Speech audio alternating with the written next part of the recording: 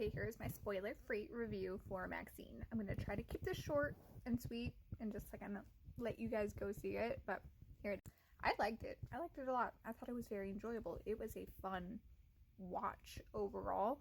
I don't know why people are really hating on it. I think it's getting hate because it's completely different from X and Pearl, but X and Pearl are completely different from each other as well, so it fits the theme of like how the movies go.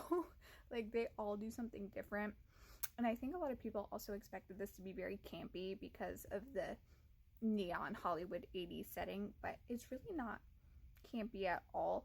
To me, it has more of the vibe of one of those 90s crime movies.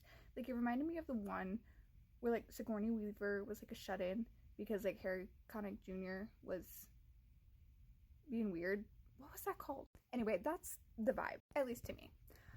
But one qualm I do have, I think this was the most underutilized Mia Goth has been in the trilogy, which is so strange because this was like her movie, like to be Maxxxine, that is not Pearl, to be Maxxxine, and she just didn't have as much like there was no big thing, you know, like Pearl had her monologue in X, like the whole ending that was like this, like blown away. There was no like scene of her truly blowing you away. Like she's great obviously, but she was so underutilized. And it's like you have an actress like that who we have seen do crazy stuff, have her do crazy stuff. Now as for the killer, I'm not obviously gonna say like who it actually was. It is kind of like you don't know, it's not upfront like the other movies.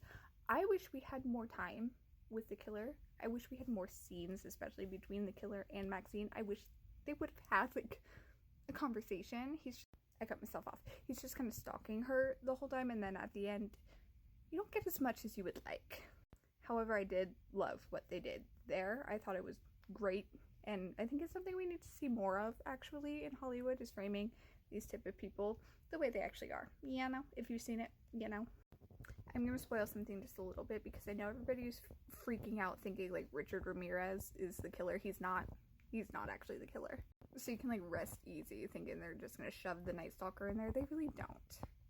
But I do really like to see the side of Maxxxine that we got to see. I love an imperfect final girl. Like she does not fit the final girl trope at all, which I love. I love that it goes against like all the standards, and I kind of liked to see the more ruthless side that we got to see.